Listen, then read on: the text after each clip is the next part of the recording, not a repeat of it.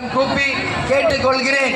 இங்கு மேடையில என்னுடன் நிற்கும் அண்ணன் திண்டுக்கல் சீனிவாசன் அவர்களுக்கும், அன்பு சகோதரர் நமது நத்தம் விஸ்வநாதன் அவர்களுக்கும், அதே போல நமது மாவட்ட கழக செயலாளர் ஜவஹர் மாதவன் மற்றும் சிவகுமார் அவர்களுக்கும், மேடையிலே நமது மகளிர் அணி சகோதரிகளுக்கும், அனைத்து இந்திய அண்ணா திராவிட முன்னேற்ற கழகம், அதே போல சகோதரர் முபாரக்குடைய எஸ்டிபிஐ கட்சியை சேர்ந்த நிர்வாகிகள் எல்லாருக்குமே என்னுடைய வணக்கங்களை நான் தெரிவித்துக் கொள்கிறேன்.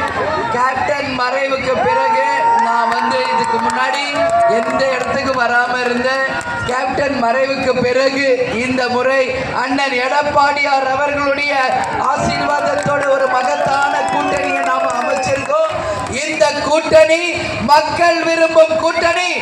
இந்த கூட்டணி ஒட்டுமொத்த தொண்டர்கள் விரும்பும் கூட்டணி. இந்த கூட்டணி தமிழகமே இன்னைக்கு வியந்து பார்க்கக்கூடிய அளவு ஒரு மகத்தான கூட்டணியை நாம் அமைத்திருக்கிறோம். இந்த வெற்றி கூட்டணி நாளை சரித்திரம் படைக்க போகின்ற ஒரு கூட்டணியாக உறுதியாக நாங்கள் கொண்டு வருவோம் என்பதை தெரிவித்துக் கொள்கிறேன். எப்படி 2011 புரட்சி தலைவி அம்மாவும் புரட்சி கலைஞர் கேப்டனும் ஒரு மகத்தான கூட்டணி அமைத்தார்களோ, அதே போல இந்த 2024 இன்னைக்கு அண்ணன் எடப்பாடியார் அவர்கள் அம்மா இல்லாம அவர் பொதுச் செயலாளராகவும், கேப்டன் இல்லாமல் பொதுச் செயலாளராக நானும் சந்திக்கின்ற முதல் தேர்தல்.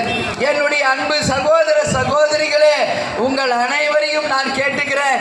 கேப்டன் மறைவுக்கு பிறகு நீங்கள் அனைவரும் ஒரு நினைவாஞ்சலி செலுத்தினீங்களே, உங்கள் அனைவருக்கும் என் இருகரம் கூப்பி என் நன்றிகளை இந்த நேரத்தில் தெரிவித்துக் கொள்கிறேன். சகோதரர் எஸ்டிபிஐ சகோதரர் முபாரக் அவர்களுக்கு மகத்தான வெற்றியை நீங்கள் தர வேண்டும்.